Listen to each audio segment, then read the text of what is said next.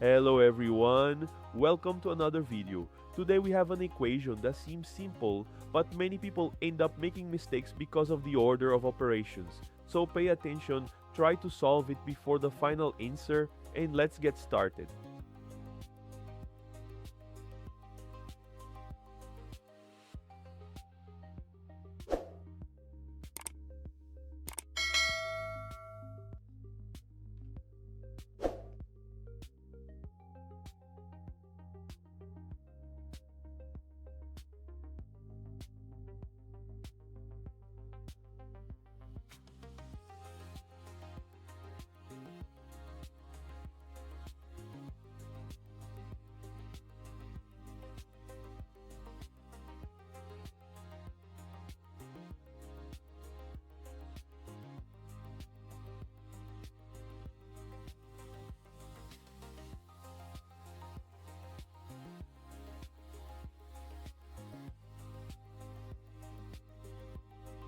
Now you know the correct answer.